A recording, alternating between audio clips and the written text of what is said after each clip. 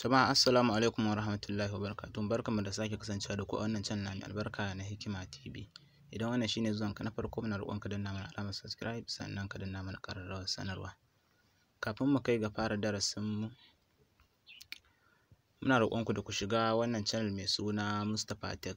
Wannan channel ita ta ɗauki nauyin kawo muku wannan bidiyo. Muna roƙon da ku shiga YouTube ku yi searching na Mustapha Tech, sai ku yi musu subscribe sannan sai ku danna ƙararrawa. Suma channel ne da take abubuwa kamar yanda mu ma muke ɗorawa. Da haka da kun shigo YouTube za ku shiga searching sai ku rubuta Mustapha Tech kamar haka. Gashi wannan haka kenan.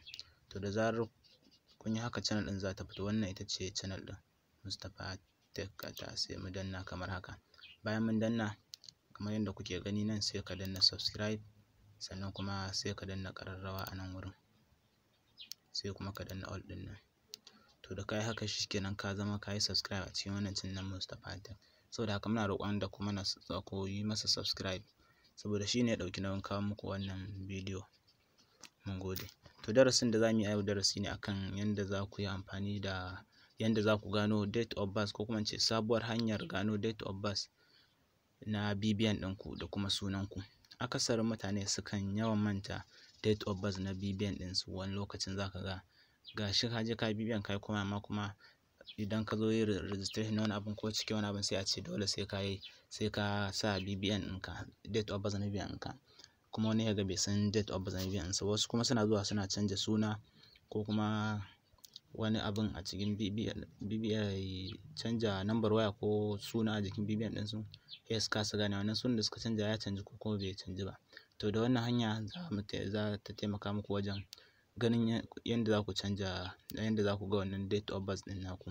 Mutane da dama suna buƙatar irin waɗannan hanyar da su gano su canja. To wannan hanya ce mai sauƙi da muka kawo muku ita. A baya mun kawo muku wata hanya da za ku shiga wani website, ku je ku sa BBN naku, sai a bayyana muku date of birth ɗinku da number wayarku. To wannan hanya ta application ce, kuma wannan hanya ingantacciya ce. Saboda haka yanzu ba tare da ɓata lokaci ba, za mu je Google Play Store. Da mun shiga Google Play Store sai mu je mu za mu je mu cikinsa. Bayan ya buɗe, to anan ne za mu ɗauko wani application mai suna Paste Money.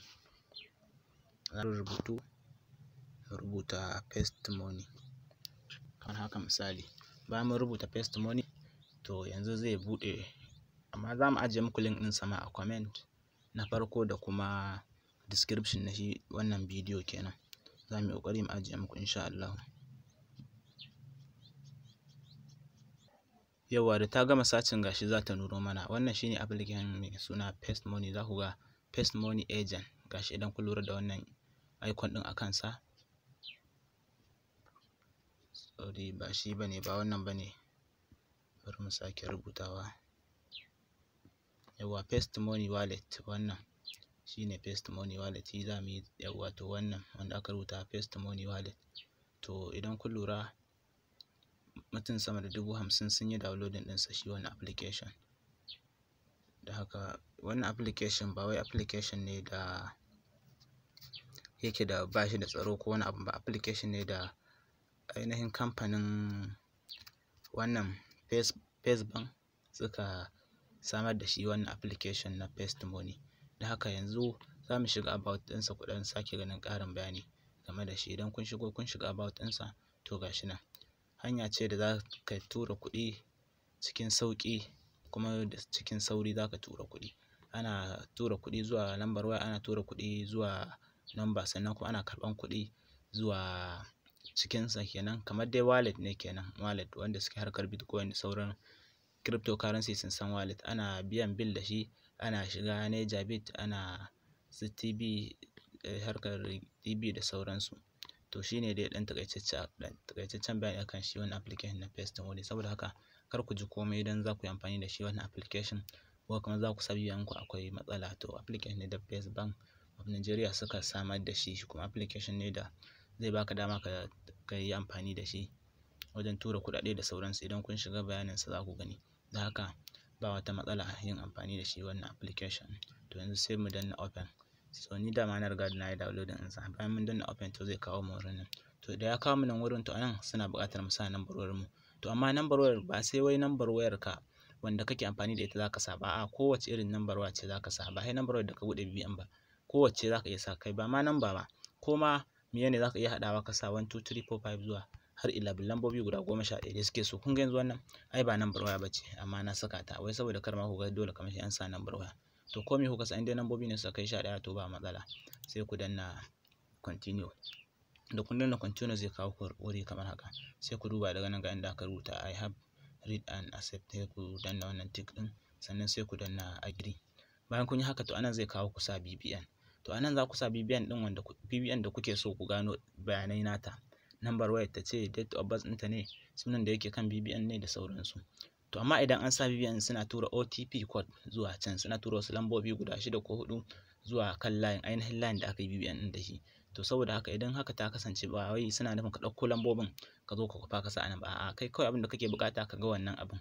Da haka ba rijista kai da su ba ka da hurumi da ɗauko lambobin da aka tura a can wannan layin ka zo ka saka, kar ka saka ba a sawa. Sai dai idan za ka yi amfani da shi ne sai ka sa domin su tabbatar. Amma idan ka sa kawai dai zai nuna ma bayananka ne, idan ya nuna bayananka kawai kai sai ka yi bayananka ka yi gaba. To misali za mu sa BBN ɗin ma'ana kamar haka, misali na sa BBN. Bayan ka sa BBN sai ka danna continue kamar haka, to za ta yi loading za ta yi loading. To kun ga gashin tun anan ta nuno min suna gashi nan Ibrahim Haruna Barau, sunan da yake kan wannan BBN kenan. To sai in danna continue. To da na danna continue haka yanzu haka sun tura code zuwa can. To kun ga ainihin number sa, wannan ita ce number wayar sa wanda take kan wannan BBN ɗin, kun gani ta fara da 090. Sannan suna shine Ibrahim, middle name Haruna, surname kuma Barau. Nan kun ga ba email, sannan gender ba su bayyana gender ba matsayin yawa. Sannan kuma sai nan date of birth, kun ga date of birth na BBN ɗin gashi nan 27 ga watan 9 2001 shine date of birth. Da haka ga sauran cike-cike nan inda za a cike. To wannan kenan ita ce hanya mafi sauƙi da za ka cike, da za ka duba BBN ɗinka.